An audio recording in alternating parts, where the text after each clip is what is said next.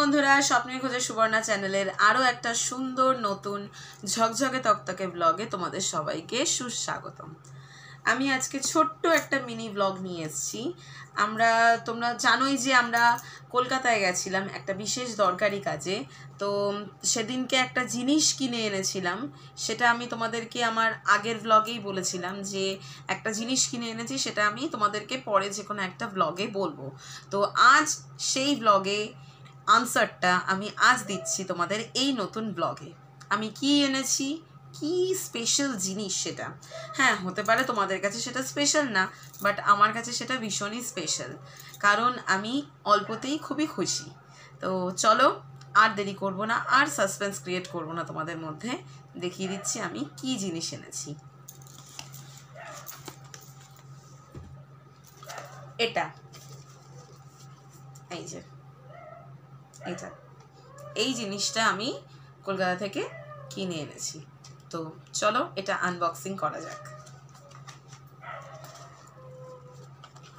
আমি এটা চাইলে আগে খুলে দেখতেই পারতাম, কিন্তু আমি এটা আগে খুলিনি। আমিও তোমাদের সামনেই আজকে খুলছি।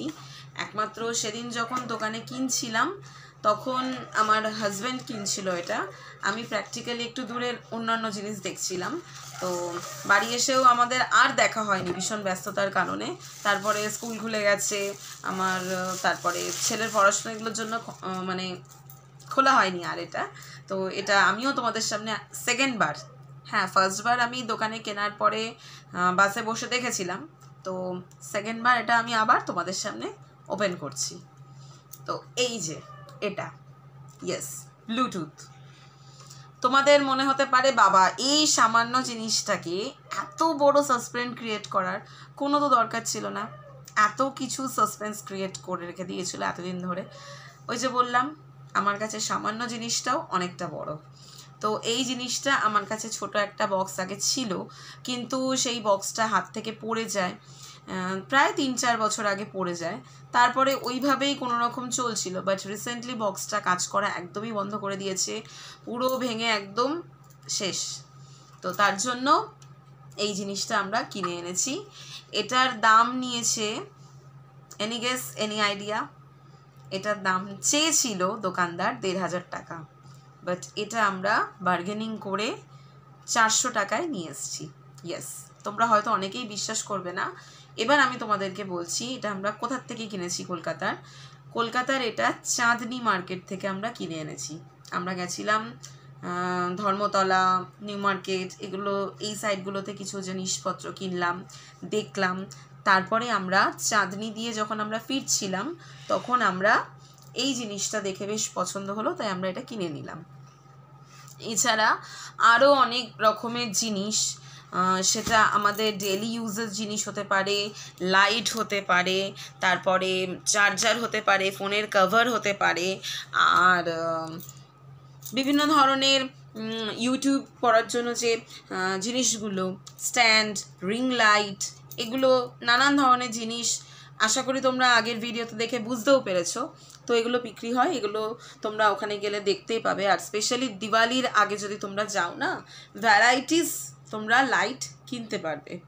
আর অবশ্যই কিন্তু তোমাদের ওখানে গিয়ে বার্গেনিং করতে হবে, নাহলে কিন্তু ওরা এরকমভাবে এরম দাম চেয়ে বসে যতটা ওরা আর কি প্রফিট করতে পারে। তো আমাদের কাছে এই বক্সটার দাম বলেই দিলাম 1,500 টাকা চেয়েছিল, তো ওখান থেকে আমার হাজব্যান্ড বার্গেনিং করে 400 টাকায় নিয়ে এসেছিল। তো এবার তোমরা বলতে পারো যে চাঁদনি থেকে জিনিস নিয়ে এসেছে।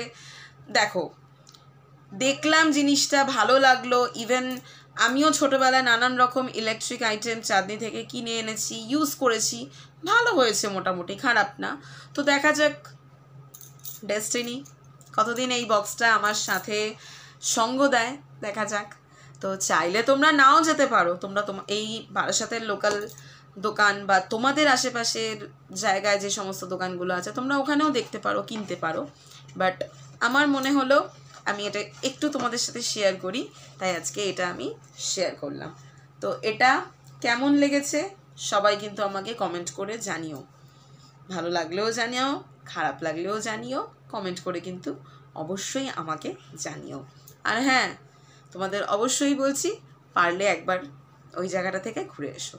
কি জায়গাটার নাম আমি আবারও বলছি, চাঁদনি চক, কলকাতার।